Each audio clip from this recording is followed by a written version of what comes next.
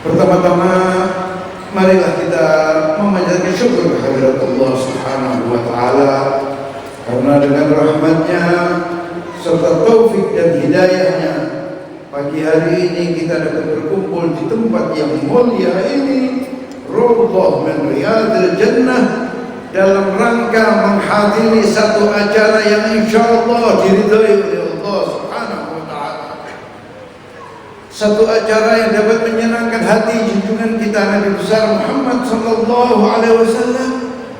Bagaimana tidak menyenangkan Rasulullah, sedang acara ini kita adakan dalam rangka membuktikan cinta kita kepada Rasulullah sallallahu alaihi wasallam dalam melaksanakan perintah-perintah beliau agar kita sesama muslim saling membantu, saling mencintai, saling menghormati.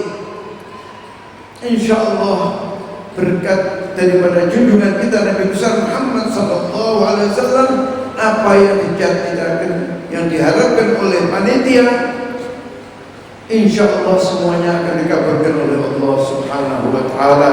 Begitu pula semoga dosa-dosa kita dan dosa-dosa orang tua kita insyaallah semuanya akan diampuni oleh Allah Subhanahu wa taala, sehingga tidak seorang pun dari kita yang keluar dari acara ini terkecuali semua dosa-dosanya sudah diampuni oleh Allah Subhanahu wa taala. Begitu pula yang sakit dari kita, semoga diberikan kesembuhan, terutama orang-orang tua kita, guru-guru kita, semoga mereka diberikan as-sihhah wal afiyah sehingga dapat terus membimbing kita.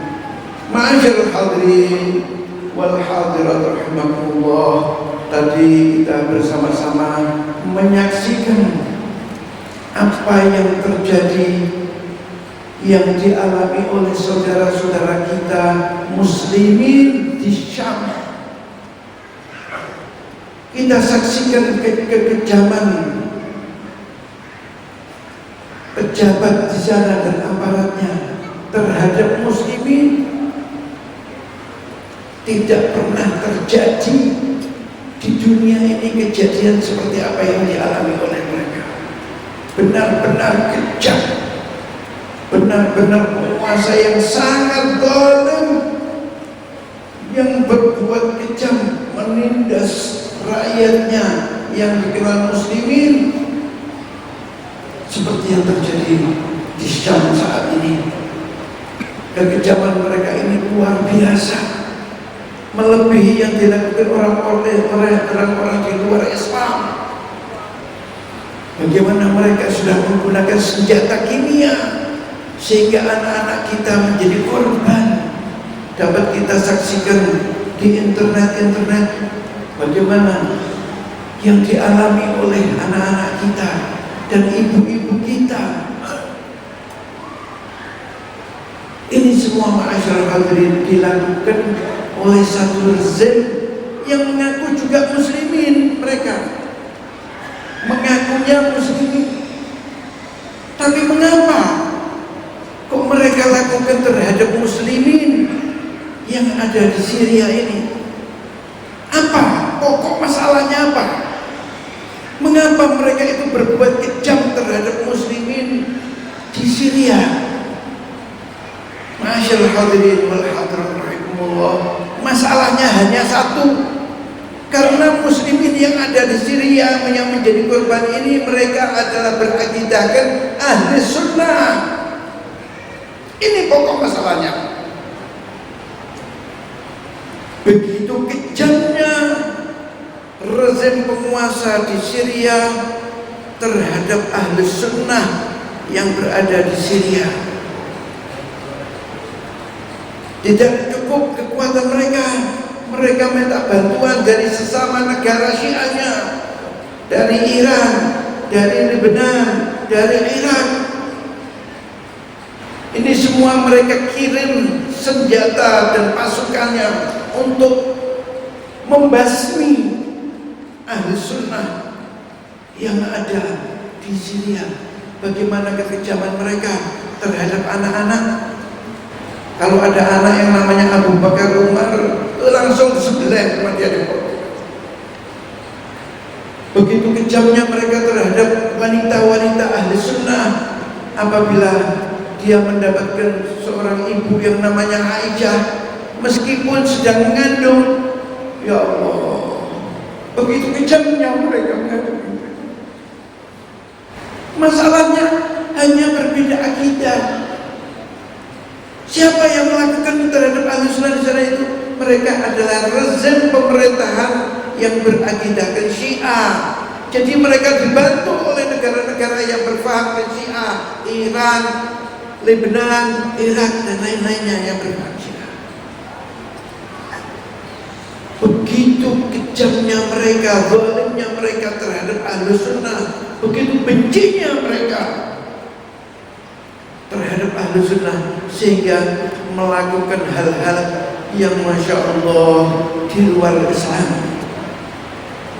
Tidak cukup mereka, orang-orang Syiah yang penguasa di sana minta bantuan negara komunis,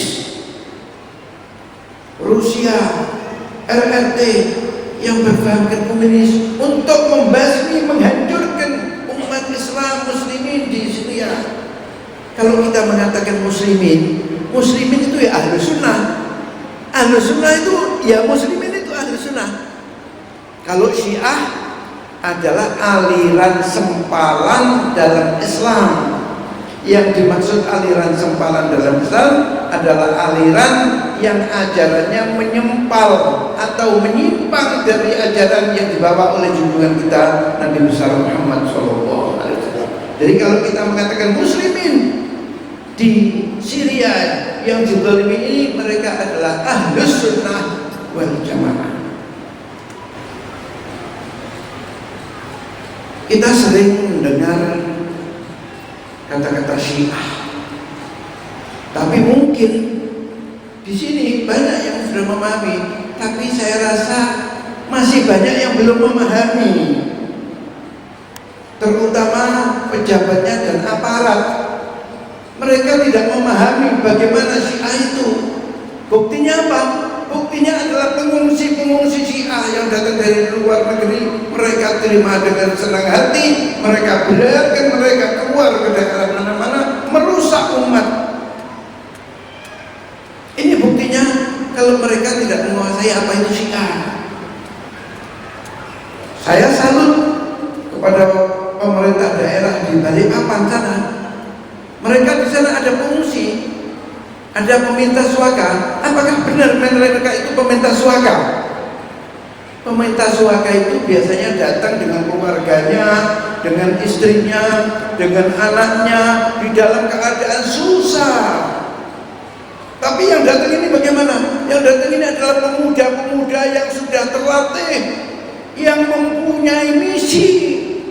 Dan sekarang mereka misinya sudah mulai berjalan. Mereka masuk ke perkampungan-perkampungan, ke masjid-masjid kita, sudah merusak keluarga kita.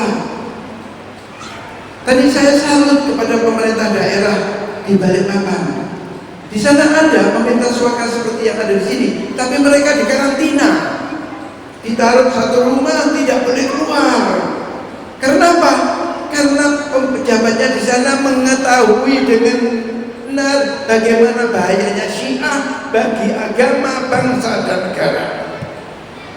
Karenanya ini kewajiban para ulama untuk melobi aparat dan pejabat untuk memberikan masukan kepada mereka bahwa Syiah itu tidak hanya berbahaya bagi agama, tapi berbahaya bagi bangsa dan negara.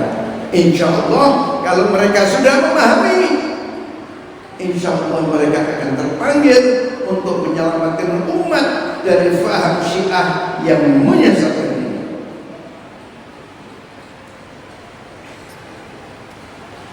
Saya akan ulangi, mungkin saya sudah pernah bawa. Syiah itu apa? Syiah adalah satu aliran yang sedang dikembangkan di Indonesia, yang akibat dari ajaran-ajarannya sangat meresahkan muslimin Indonesia, yang akibat dari ajaran-ajarannya telah merusak persatuan dan kesatuan muslimin Indonesia, sehingga mengganggu stabilitas keamanan yang telah diciptakan oleh pemerintah. Lengkapnya Syiah yang sedang berkembang di Indonesia ini adalah Syiah Imamiyah Itsna Asyariyah atau Syiah Ja'fariyah atau Syiah Humainiyah yang menggunakan nama samaran mazhab Ahlul Bait.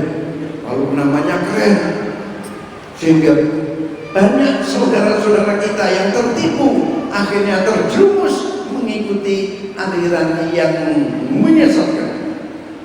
Inilah diantaranya yang mempengaruhi pejabat dan aparat mendengarkan namanya, nama samarannya mazhab Ahlul Bait. Wah, kalau gitu ini bagus sih.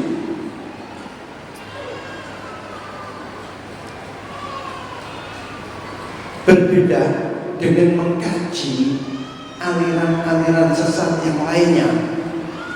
Mengkaji aliran Syiah itu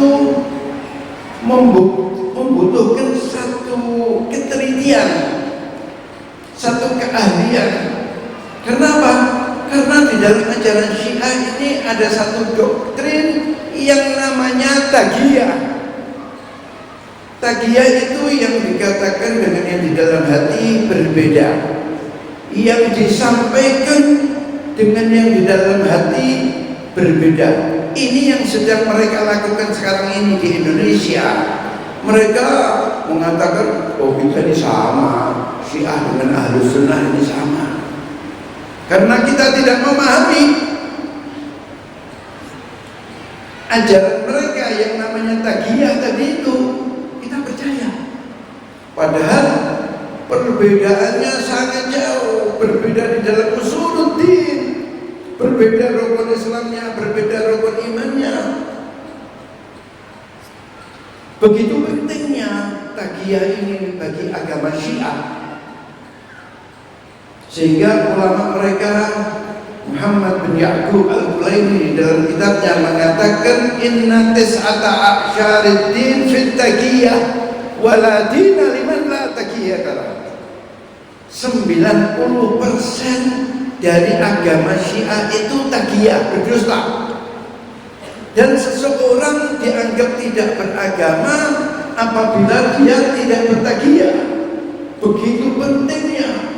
Ini biasanya mereka terapkan di daerah di mana mereka minoritas, sehingga hampir tidak ada orang Syiah yang ngaku terang-terangan Syiah. Nah sekarang ini mereka sudah mulai kuat, ada 2-3 orang yang mulai sudah berani terang-terangan mengaku Syiah.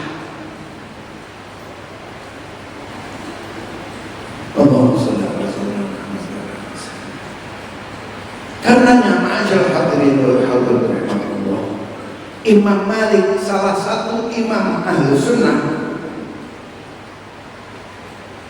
dalam rangka menjaga kemurnian ajaran Islam dari kedustaan yang selalu dilakukan orang-orang Syiah, beliau mengatakan la tukallimuhum wa la tarwi anhum fa innahum yakdzibun.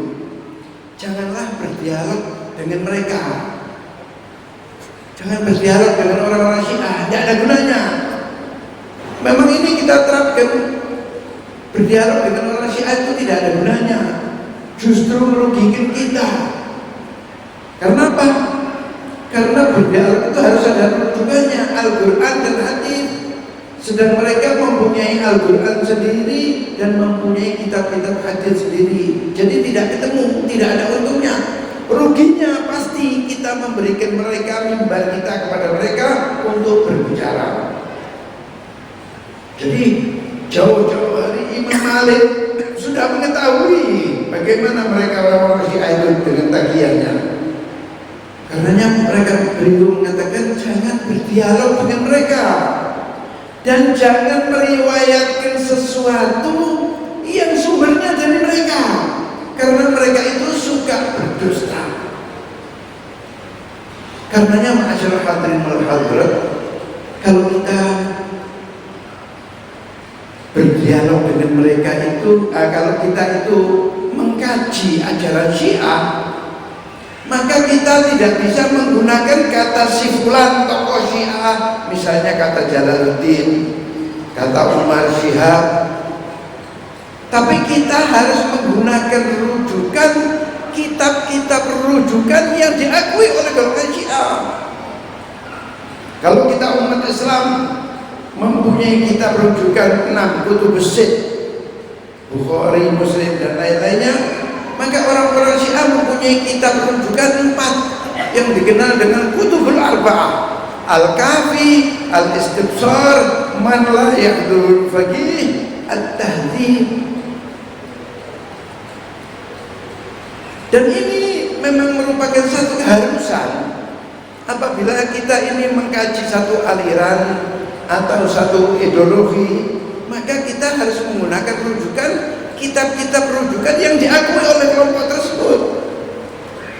Para ulama ketika mengkaji ajaran Islam, mereka menggunakan rujukan kutub sit, Bukhari, Muslim dan lain-lainnya. Begitu pula para cendekiawan ketika mengkaji ajaran Kristen, mereka menggunakan kitab-kitab rujukan yang diakui oleh mereka, yaitu Perjanjian Baru, Perjanjian Lama, dan kitab-kitab yang diakui oleh kelompok Protestan dan kelompok Katolik. Demikian pula para cendekiawan ketika mengkaji ideologi komunisme, mereka menggunakan kitab-kitab yang diakui oleh mereka sebagai kitab-kitab pedoman dan rujukan bagi mereka, yaitu misalnya Dis Kapital, Manifesto Komunis.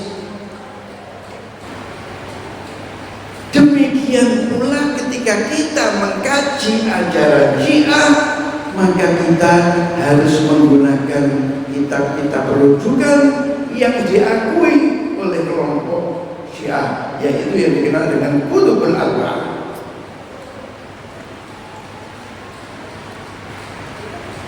Ma'asyiral hadirin wal hadirat rahimakumullah. Kalau kita nyebut Syiah itu harus jelas, karena Syiah itu ada bermacam-macam saat ini. Saat ini di dunia ada 3 kelompok Syiah. Kelompok yang pertama adalah Syiah Zaidiyah. Keberadaan mereka sekarang ini di Yaman, terutama di Yaman Utara. Pada mulanya perbedaan kita Ahlussunnah wal Jamaah dengan Syiah Zaidiyah itu hanya di dalam masalah afdhaliyah, di mana mereka mengatakan bahwa Sayyidina Ali lebih afdal daripada Sayyidina Abu Bakar dan Sayyidina Umar. Oleh karena perbedaannya saat itu hanya di dalam masalah afdhaliyah, maka para ulama saat itu, saya ulangi, para ulama saat itu tidak mengkafirkan mereka, karena perbedaannya hanya di dalam masalah afdhaliyah, tapi tetap menggolongkan mereka di dalam kelompok aliran sesat.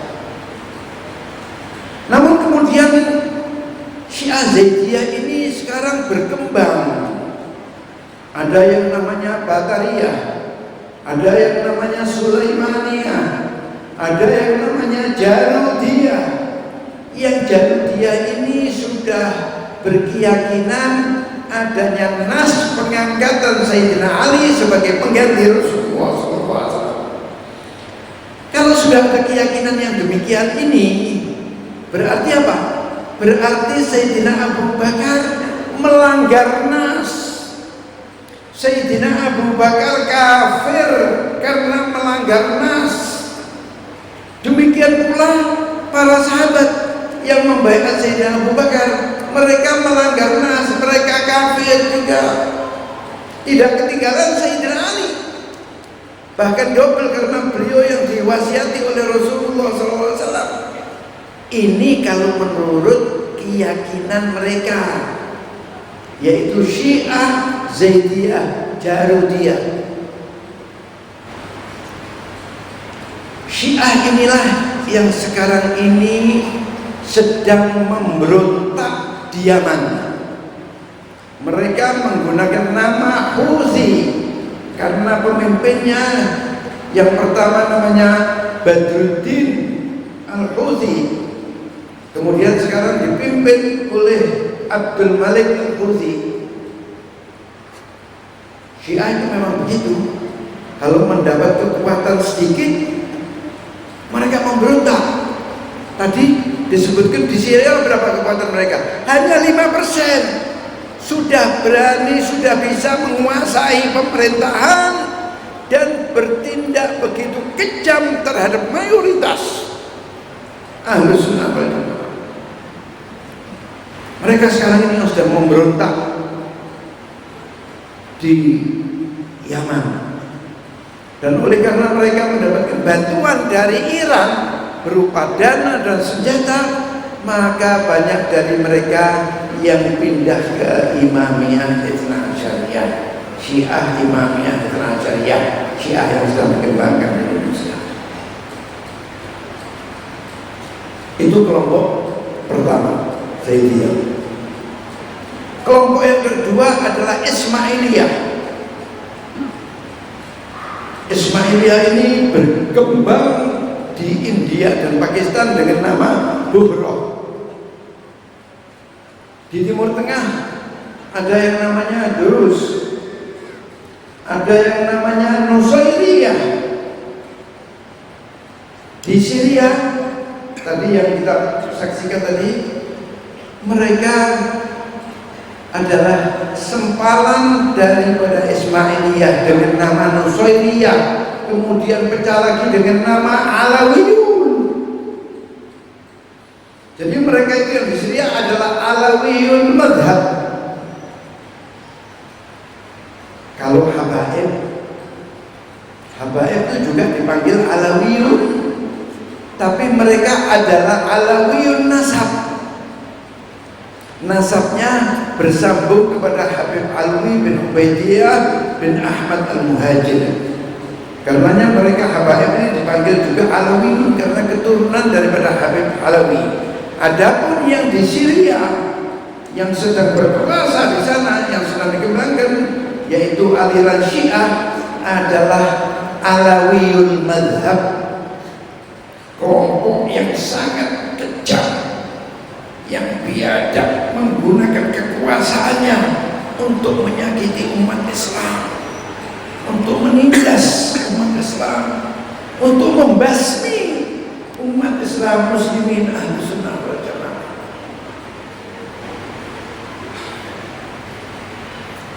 Bagaimana tadi akhirnya Al-Ustaz Bang Irul tadi dan guru kita Dr. Mustafa Umar menerangkan bagaimana mereka itu kekejamannya dan cara mereka menguasai dengan kekuatan hanya 5%. Bahkan saya kira masih belum mencapai 5%, tapi begitu mereka sudah menguasai. Sekarang ini target mereka, target Syiah itu adalah Indonesia. Mereka tidak tumbuh kuat, tapi mereka sudah melepas orang-orang yang di sini.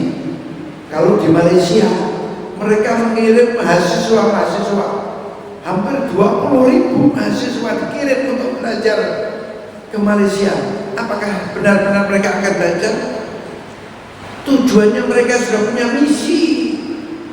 Mereka di samping berkedok belajar, mereka sudah masuk ke perkampungan-perkampungan menyebarkan fahamnya. Demikian pula yang terjadi di negara kita, di kota kita. Kita saksikan mereka sudah masuk ke perkampungan. Bahkan saya dengar sudah menjadi imam di masjid, beberapa masjid. Kalau ini benar terjadi, masyarakat, sungguh-sungguh ini sangat memprihatinkan kita. Mana iman kita ini? Kita suka menggunakan akal kita. Mudah-mudahan kembali. Insya Allah dengan halus kita hadapi mereka akan kembali meninggalkan perintahnya Rasulullah. Bagaimana perintah Rasulullah kepada kita dalam menghadapi mengambil sikap terhadap ahlul bidah?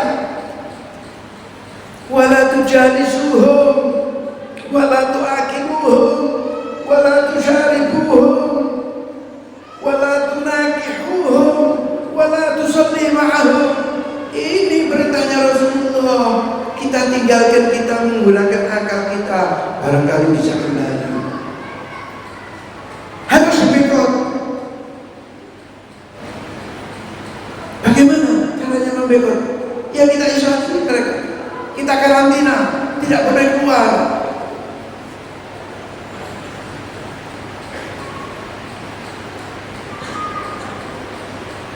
Kemudian kelanjutannya tadi di Mesir dulu ada Fatimiyun. Di abad ketiga ada Syiah Goromito. Syiah Goromito ini yang pernah mencuri Hajar Aswad, sehingga Hajar Aswad 18 tahun hilang. Di Ka'bah sana tidak ada Hajar Aswad, dicuri oleh orang-orang Syiah. Alhamdulillah setelah 18 tahun bisa kembali. Itu tadi kelompok yang kedua, yaitu Syiah Ismailiyah. Kelompok yang ketiga adalah Syiah Imamiyah Itsna Asyariyah yang kita bahas tadi, yang berpusat di Iran dan sedang dikembangkan di Indonesia. Sehingga di Indonesia apabila kita menyebut kata Syiah, maka yang dimaksud adalah Syiah Imamiyah Itsna Asyariyah yang berpusat di Iran, yang juga menggunakan nama Syiah Ja'fariyah, menggunakan nama Syiah Humainiyah, karena Humaini ini yang mengekspor revolusi Syiahnya ke berbagai negara, dan menggunakan nama samaran Mazhab Ahlul Bait dalam rangka mengelabui umat Islam yang mencintai Ahlul Bait, karena tidak ada umat Islam tidak mencintai Ahlul Bait. Mahabbah Ahlul Bait indana wajib. Bukan Sunni dia, bukan Muslim dia kalau tidak cinta Ahlul Bait. Mereka menggunakan nama samaran Mazhab Ahlul Bait agar bisa mendekat ke umat Islam. Syiah inilah yang ajarannya paling sesat saat ini dari sekian banyak aliran-aliran Syiah.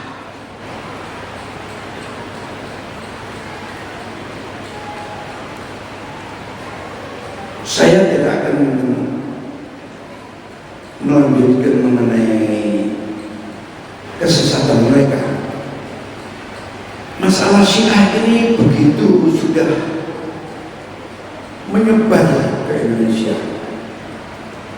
Karenanya saya akan bawakan apa yang sedang terjadi di negara kita ini. Bahaya apa yang sedang mengancam negara kita ini, yang apabila cepat-cepat tidak diatasi,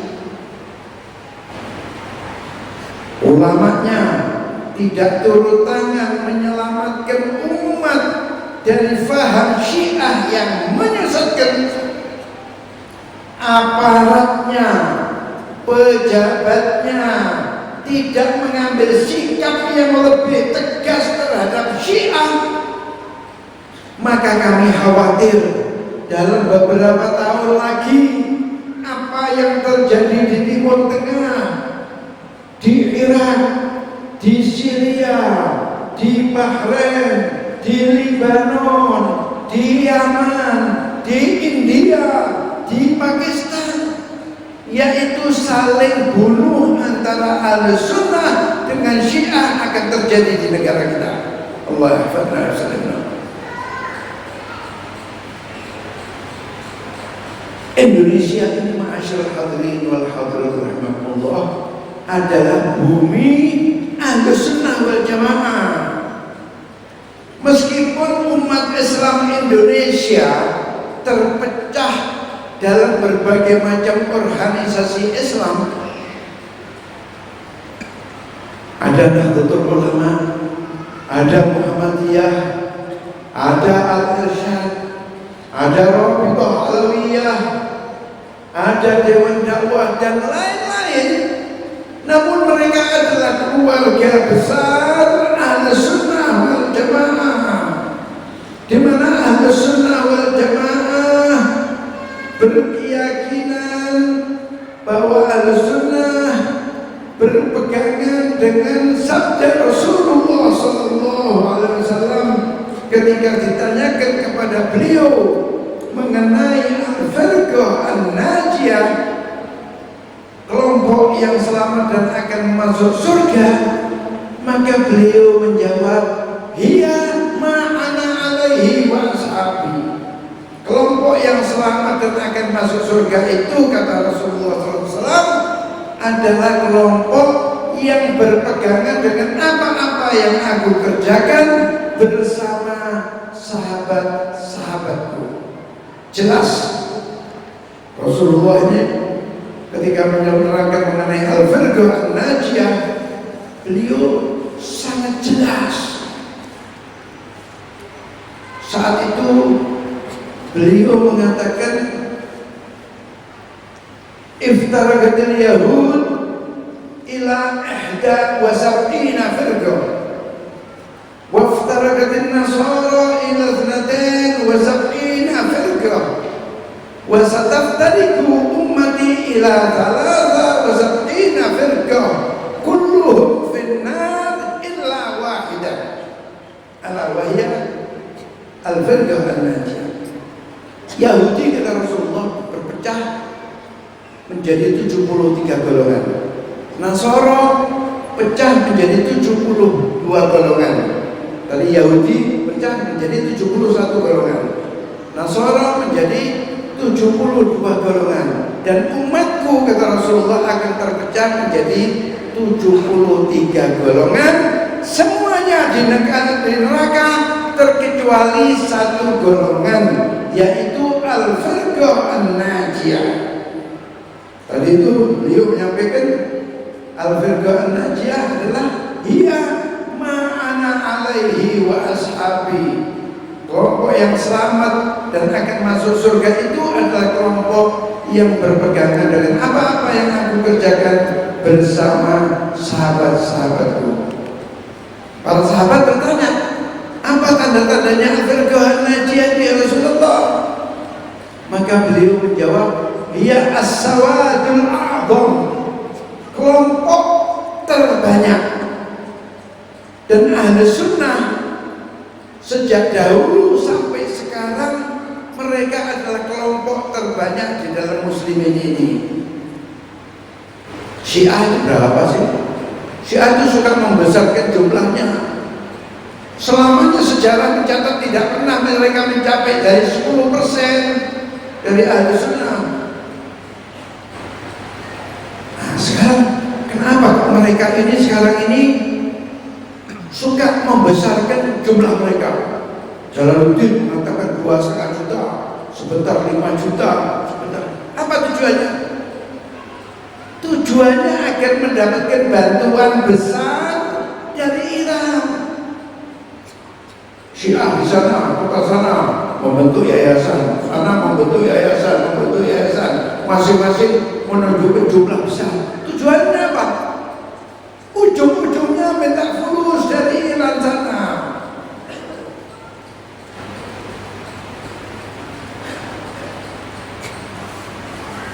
Kembali kepada tadi, namun tidak bisa dipungkiri, di Indonesia ini sedang terjadi pemurtadan besar-besaran, baik pemurtadan dari agama Islam ke agama yang lain, maupun pemurtadan dari agama Islam ke aliran-aliran sesat. Sebagaimana kita ketahui, saat ini di Indonesia sedang dikembangkan berbagai macam aliran sesat. Aliran sesat ini masuk dari berbagai negara dengan tujuan apa? Akan merubah iman muslimin Indonesia. Karena apabila iman muslimin sudah rusak, otomatis persatuan mereka akan rusak pula. Dan hal ini akan mengganggu stabilitas keamanan yang telah diciptakan oleh pemerintah. Aliran-aliran sesat ini masuk dari berbagai negara, dari Amerika masuk jin. Kalau menurut mereka adalah jaringan Islam liberal. Kalau menurut mereka, tapi kalau menurut kami Fast Front Anti Aliran Sesat, mereka adalah jaringan iblis laknatullahi alaihim. Tokoh-tokoh kita dicuci otaknya sehingga mempunyai faham yang berbeda dengan apa yang selama ini diyakini dan difahami oleh ulama-ulama salaf kita. Ajarannya jelas sesat dan menyesatkan karena ajarannya bertentangan dengan Al-Quran dan hadis. Karenanya mereka kita tolak. Kemudian dari India masuk Ahmadiyah, ajarannya juga sesat dan menyesatkan karena ajarannya bertentangan dengan Al-Quran dan hadis, di mana mereka berkeyakinan bahwa setelah Rasulullah SAW masih ada Ghulam Ahmad yang mereka yakini sebagai nabi. Keyakinan yang demikian ini bertentangan dengan firman Allah Subhanahu wa taala yang tertera dalam Al-Qur'anul Karim, "Maka Muhammadun aba ahadin min rijalikum walakin Rasulullah wa khataman nabiyyin." Dalam ayat ini Allah menekankan bahwa beliau Rasulullah SAW adalah nabi yang terakhir. Dengan demikian ajaran Ahmadiyah bertentangan dengan Al-Quran Al-Karim. Jelasnya mereka menolak kalamullah, sedang orang yang menolak kalamullah tidak diragukan lagi kekufurannya. Karenanya mereka juga kita tolak. Nah sekarang ini ada Gavatar, ini hampir sama ini Gavatar ini. Dulu pada mulanya Al-Qiyadah Islamiyah itu Majelis Ulama sudah mengeluarkan fatwa mengenai kesesatan mereka. Kemudian mereka berganti baju menggunakan millah Abraham.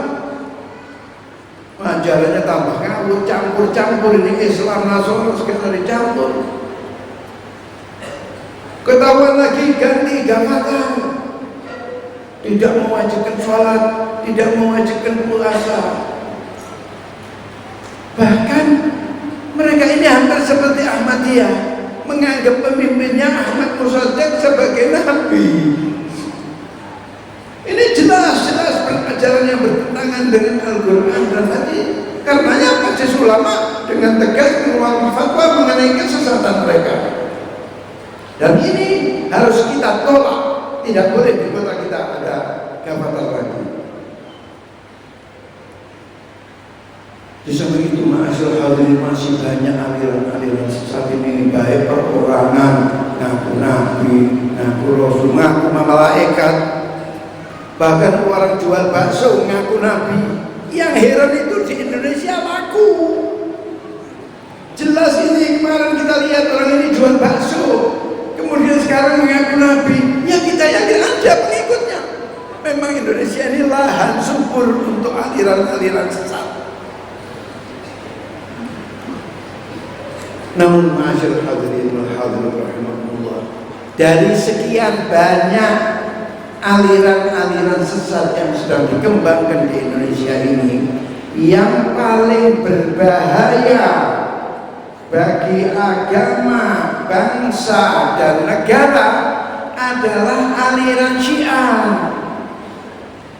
Mengapa? Kok aliran Syiah ini paling berbahaya binisbah yang lain-lainnya? Karena aliran ini di samping ajarannya bertentangan dengan Al-Quran dan hadis, aliran ini didukung satu negara yang kaya. Siang malam tokoh-tokoh mereka itu bekerja, bermiliar-miliar dolar mereka hamburkan dalam pemurtatan ini. Ulama-ulama kita, tokoh-tokoh kita, mereka datangi, Mereka dekati, ada yang didatangi, ada yang diundang ke Iran. Di Iran mereka ditamasyakan. Yang perlu dana dibantu, baik untuk pribadinya maupun untuk organisasinya, sehingga hampir semua organisasi Islam di Indonesia menerima bantuan dari Syiah. Beasiswa diberikan. Dasar kita ini suka berebut beasiswa tanpa memikirkan akibatnya. Anak-anak kita, saudara-saudara kita kirim ke Iran untuk belajar. Berangkat ke Iran dalam akidah as-sahihah, akidah Ahlussunnah wal Jamaah. Di sana 2, 3, 4 tahun pulang sudah murtad, sudah pindah akidah, sudah pindah agama.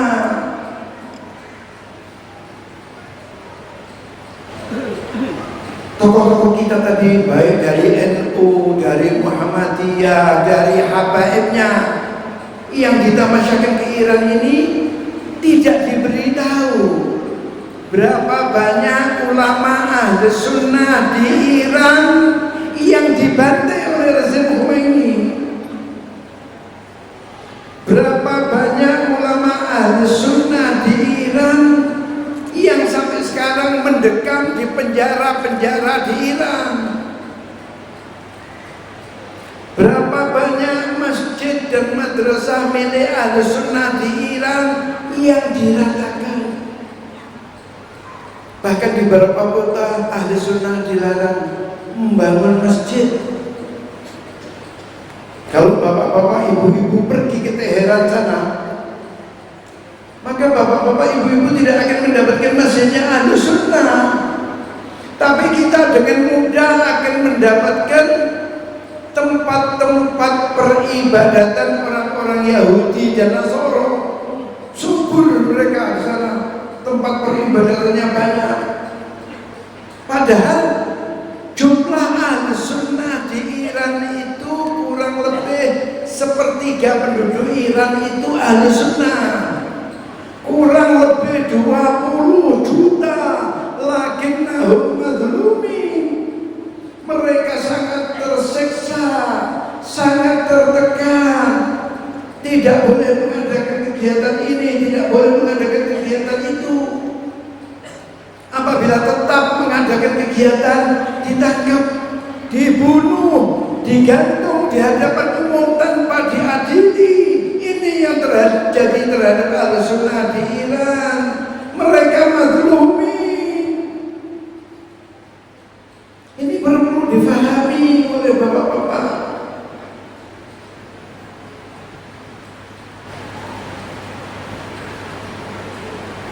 Anehnya, kalau mereka itu berbuat yang demikian kejamnya terhadap Ahlus Sunnah di Iran, di mana saja mereka itu kejam. Pokoknya negara yang dikuasai Syiah pasti mereka kejam terhadap Ahlus Sunnah. Sebagaimana tadi terjadi di Syria. Kalau mereka itu berbuat yang demikian kejamnya terhadap Ahlus Sunnah, tahu-tahu ulama-ulama Syiah itu datang ke Indonesia, datang ke bumi Ahlus Sunnah, mengajak dengan alasan mengajak ukhuwah Islamiyah. Aneh. Ahlus Sunnah di Iran dizalimi, tidak boleh berbuat ini, tidak boleh berbuat itu. Datang ke Indonesia, datang ke bumi Ahlus Sunnah, mengajak ukhuwah Islamiyah. Aneh. Kalau mereka itu tulus akan berukhuwah Islamiyah dengan Ahlus Sunnah, mengapa mereka tidak berukhuwah Islamiyah dengan Ahlus Sunnah yang ada di Iran? Kok yang di Iran dizalimi, tidak boleh mengadakan kegiatan ini, tidak boleh mengadakan kegiatan itu, datang ke bumi Ahlus Sunnah mengajak ukhuwah Islamiyah. Aneh. Memang ukhuwah Islamiyah itu bagus apabila diterapkan sesama Ahlus Sunnahnya. NU dan Muhammadiyah berukhuwah Islamiyah bisa. Kenapa? Karena perbedaannya hanya di dalam masalah furu'. Yang bermadzhab Maliki dengan yang bermadzhab Syafi'i berukhuwah Islamiyah bisa, karena perbedaannya hanya di dalam masalah furu'. Tapi kita umat Islam Indonesia Ahlus Sunnah wal Jamaah, perbedaannya dengan Syiah Imamiyah Itsna Asyariyah yang berpusat di Iran ini, di samping di dalam furu', di dalam usul. Rukun Islam kita berbeda dengan rukun Islam mereka. Rukun iman mereka berbeda dengan rukun iman kita. Kalau rukun iman kita ada 6, untuk binabillah wa malaikatihi wa kutubihi wa rusulihi wa bil yaumil akhir wa bil qadari khairihi wa syarrihi minallahi ta'ala, 6 rukun iman kita. Maka rukun iman mereka ada 5 dan berbeda, yaitu at-tauhid, an-nubuwah, al-imamah, al-adl, al-ma'ad. Konsekuensi dari perbedaan rukun iman ini, maka mereka mengkafirkan kita dan kita juga mengkafirkan mereka karena perbedaannya di dalam usuluddin. Demikian pula rukun Islamnya berbeda. Kalau rukun Islam kita ada 5, syahadatain, as-shalah, as-shaum, az-zakah, al-hajj. Rukun Islam mereka ada 5 tapi berbeda. Mereka tidak ada syahadatain. Mereka as-shalah, as-shaum, az-zakah, al-hajj wal wilayah. Jadi berbeda sekali dengan Ahlus Sunnah ini. Karenanya para ulama dengan tegas mengatakan bahwa Syiah ini adalah agama tersendiri yang tidak ada hubungannya dengan Islam wal muslimin. Kita berterima kasih kepada Majelis Ulama, terutama Majelis Ulama Jawa Timur yang telah mengeluarkan fatwanya mengenai kesesatan ajaran Syiah, dan fatwa ulama Jawa Timur ini sudah didukung oleh beberapa majelis ulama beberapa provinsi, termasuk diantaranya didukung oleh Majelis Ulama Indonesia Provinsi Riau. Alhamdulillah, para ulama itu ketika mengkaji ajaran Syiah tidak asal-asalan, tapi mereka setelah mengkaji kitab-kitab, mengkaji ajaran Syiah dari kitab-kitab rujukan mereka, dan ini membutuhkan waktu yang lama, bahkan berbulan-bulan. Akhirnya mereka mengeluarkan fatwa bahwa ajaran Syiah itu sesat dan menyesatkan. Para ulama di seluruh Indonesia yang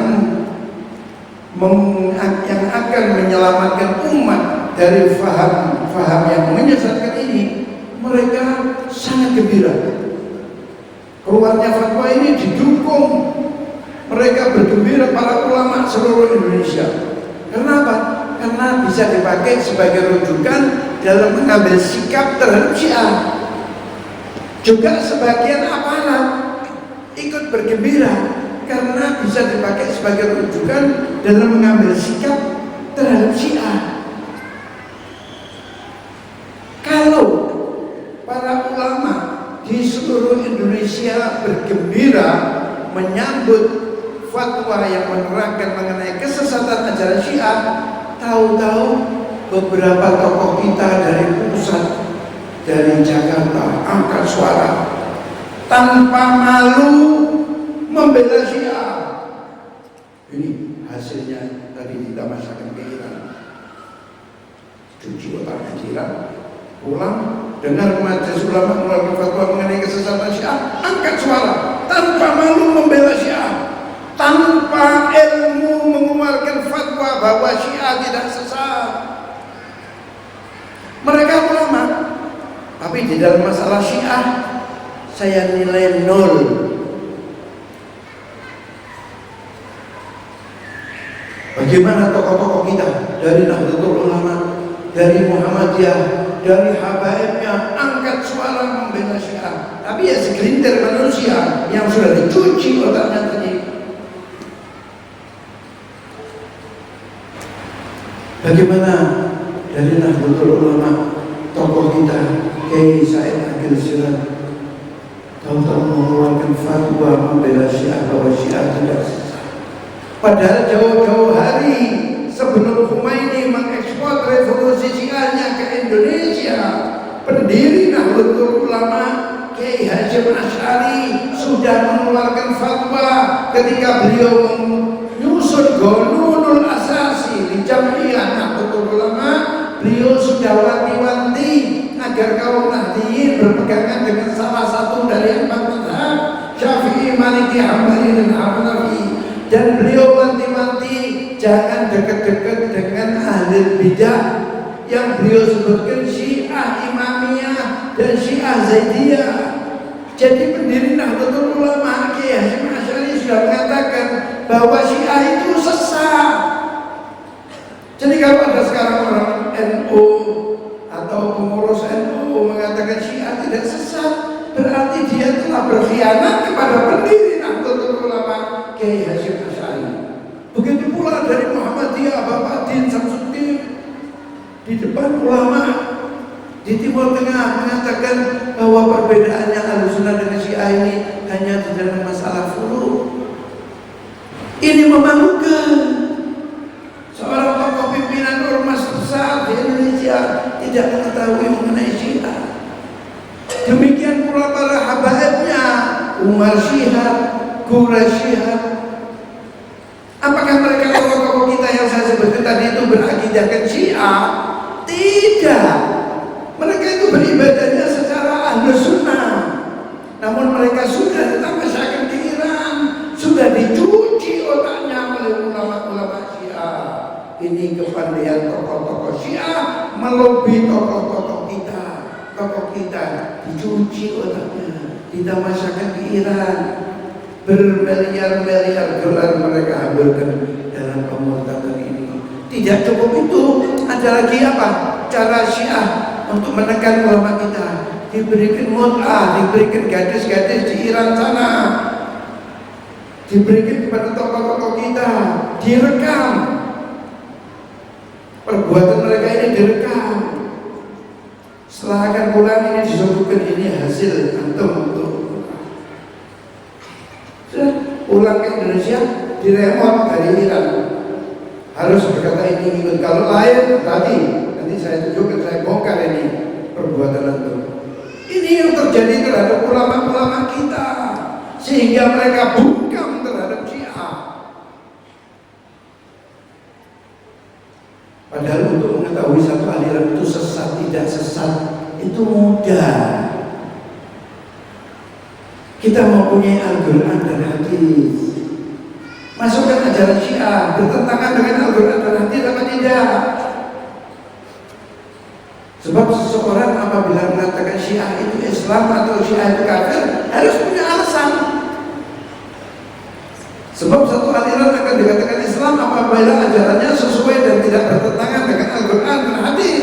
Namun satu aliran akan dikatakan keluar dari Islam apabila ajarannya bertentangan dengan Al-Quran dan hadis. Sekarang mari kita kaji ajaran Syiah bertentangan dengan Al-Quran apa tidak? Ternyata setelah kita kaji ajaran-ajaran Syiah banyak yang bertentangan dengan Al-Quran dan hadis. Sebagai contoh sikap mereka terhadap para sahabat. Mereka itu mengatakan bahwa para sahabat setelah Rasulullah SAW mereka semuanya menjadi murtad dan tinggal berapa orang saja. Al-Qulaini lengkapnya Muhammad bin Ya'qub Al-Qulaini dalam kitabnya Al-Kahf mengatakan kana nas ahla ridda ba'da wafatin Nabi illa thalatha Al-Miqdad ibn al-Aswad wa Abu Dzar al-Ghifari wa Salman al-Farisi. Para sahabat itu setelah Rasulullah SAW wafat mereka semuanya menjadi murtad kata Qulaini ini, dan tinggal berapa? Tinggal 3 orang saja yang masih Islam, yaitu Miqdad ibn al-Aswad wa Abu Dzar al-Ghifari wa Salman al-Farisi. Di dalam kitab yang lain ketambahan Ammar bin Yasir, lainnya murtad. Abu Bakar murtad finnar, wa hakadha Umar dan Utsman dan lain-lainnya. Ini keyakinan Syiah yang tertera di dalam kitab-kitab rujukan mereka. sehingga dia bukan Syiah kalau dia tidak berkeyakinan seperti ini. Oh Habib, saya ini Syiah tapi saya tidak mencaci maki sahabat. Kalau saudara tidak mencaci maki sahabat, berarti saudara Sunni. Karena ulama mereka mengatakan apa? Mengatakan nahnu natagarrab ilallah bi bughdi ashab Muhammad wa bi sabbihim wa bi la'nihim wa bi bughdi man ahabbahum. Kita ini mendekatkan diri kepada Allah, kata ulama Syiah ini, dengan membenci para sahabat, memusuhi, mencaci maki, serta melaknat para sahabat. Bahkan melaknat kita yang mencintai sahabat ini dilaknat oleh Syiah. Ini ajaran Syiah. Padahal Allah Subhanahu wa Ta'ala menurunkan beberapa ayat di dalam Al-Quran yang isinya Allah mencintai para sahabat, Allah memuji para sahabat, Allah ridho kepada para sahabat, dan mereka ridho kepada Allah, dan Allah menjanjikan al-husna, surga bagi mereka. Dengan demikian berarti ajaran Syiah bertentangan dengan Al-Quran Al-Karim. Jelasnya mereka menolak kalamullah, sedang orang yang menolak kalamullah tidak diragukan lagi kekufurannya. Hati-hati, kalau kita sudah tahu bahwa mereka itu keluar dari Islam, jangan ada yang berkata sama-sama Islamnya. Tokoh-tokoh kita di televisi tanpa malu ketika membahas masalah Syiah Sunni, dia mengatakan ada apa ini sama-sama Islamnya, tanpa ilmu berbicara. Ini penyesatan. Ini yang terjadi sekarang ini di Indonesia. Ini waktu ini rupanya masih dibatasi sampai zuhur agak 12.30. 12.30. Oh, masih zuhurnya ada program. Oh ya. Nah, sebenarnya masih banyak acara. Kalau bahas aja cukup 1-2 jam, 1 hari juga dah habis. Kesesatannya begitu banyak. Ya sudah, masih ada roj'ah, badah, mut'ah. Ada lagi sikap mereka terhadap Ummul Mukminin Aisyah radhiyallahu anha, ibu kita Ummul Mukminin, dituduh, difitnah oleh orang-orang Syiah telah berbuat serong. Kurang ajar. Padahal Allah menurunkan di dalam Al-Quran dalam surat An-Nur beberapa ayat yang isinya Allah membela Siti Aisyah dari tuduhan orang-orang munafikin saat itu yang menuduh beliau telah berbuat serong. Allah membela Siti Aisyah, namun si biadab Syiah ini tetap menuduh beliau Siti Aisyah Ummul Mukminin, ibu kita, dituduh telah berbuat serong. Wah, kita pura-pura tutup mata, pura-pura tidak tahu. Kita biarkan mereka mengadakan acara-acara di sini, mengadakan Asyura, mengadakan berarti berkeliaran merusak rumah tangga kita. Kita diam, tutup mata. Mana iman kita ini mana? Kita mengaku cinta kepada Rasulullah, kepada istrinya dan ahli baitnya dan sahabatnya, tapi apa buktinya? Ibu kita Ummul Mukminin difitnah, dituduh telah berbuat serong, kita diam. Kasih tahu pejabat-pejabat itu, aparat, beritahu mereka itu tidak tahu ajaran Syiah, berikan masukan kepada mereka. Insya Allah kalau sudah diberikan masukan, mereka yang mengambil sikap. Masyaallah, hadirin wal hadirat yang terakhir, karena waktunya sudah tidak ada, saya menghibur kepada terutama kepada para ulama, kepada para asatidz, kepada para tokoh, kepada para pimpinan. Selamatkan umat ini dari faham-faham yang menyesatkan, terutama dari aliran Syiah. Baginda Rasulullah SAW pernah bersabda, "Idza dhaharatil fitan wa subba ashabi falyudhir al-alimu 'ilmahu, faman lam yaf'al dzalik fa 'alaihi la'natullah wal malaikah wan nas ajma'in la yaqbalullahu minhu sarfan wa la 'adla." Beliau Rasulullah SAW bersabda, apabila timbul fitnah, di mana sahabat-sahabatku dicaci maki, dikatakan ini, dikatakan itu, dicari-cari kesalahannya. Falyudhiril alimu ilmahu, maka siap orang yang berilmu, yang mengetahui akan kesesatan Syiah, maka dia diperintahkan untuk menyampaikan. Dan apabila si alim, si tokoh, si pimpinan tersebut tidak menyampaikan, maka dia akan mendapatkan laknat dari Allah dan dari malaikat serta dari seluruh manusia. La yaqbalullahu minhu sarfan wala adla. Semua amal kebajikannya, baik yang berupa amalan wajib maupun amalan sunnah, tidak akan diterima oleh Allah Subhanahu wa taala. Masyaallah, hadirin, selamatkanlah umat ini dari faham Syiah. Syiah saat ini, ma'asyarul hadirin wal hadirat, menari di atas perpecahan kita.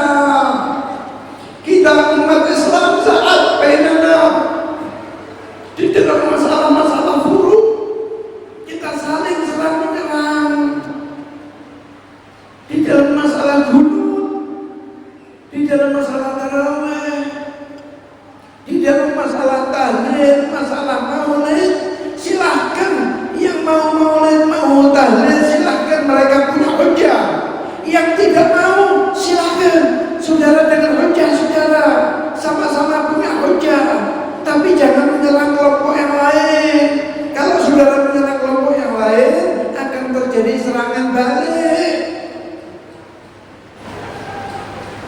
Ini yang suka bawa ini ngambil dari kitab, yang jawab juga ngambil dari kitab. Ini masalah basi.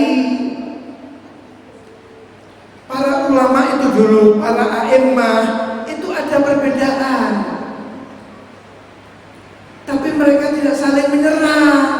Tidak ada yang mengatakan ini syirik, yang ini kafir. Tidak ada. Sekali Syiah datang ke sini, kelompok sini, itu baca maulid itu berarti syirik, bid'ah syirik. Wah, ini bid'ah syirik. Setelah dari sini dia lari kelompok yang sini. Kamu tadi dikatakan bid'ah, dikatakan syirik, berarti mereka kafir. Oh iya, mereka kafir. Jadi ini syirik, ini kafir. Wah, kita semua di neraka. La haula wala quwwata illa billahil aliyyil azim. Isyhada. Tolong, cukup, hentikan ini semua. Silahkan masing-masing jalan dengan hujahnya. Jangan menyerang kelompok yang lain. Karena kalau saudara menyerang kelompok yang lain, akan terjadi serangan balik. Ini akan hancurkan Islam. Di luar Islam tertawa melihat kita saat bainana, geger antara kita. Tolong, mari kita ini niat untuk membela Rasulullah, membela agamanya, melaksanakan perintahnya agar kita bersatu. Sudah siapkah kita untuk bersatu? Sudah siapkah kita bersatu? Allahu Akbar, Allahu Akbar, Allahu Akbar.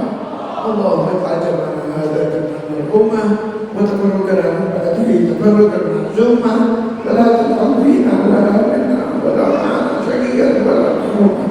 Rabbana atina fid dunya hasanah wa fil akhirati hasanah wa qina adzaban nar wa adkhilna jannata ma'al abrar ya aziz ya ghaffar ya rabbal alamin. Wa sallallahu ala sayyidina Muhammadin wa ala alihi wa sallam. Alhamdulillahi rabbil alamin wal 'afwu minkum. Wassalamualaikum warahmatullahi wabarakatuh.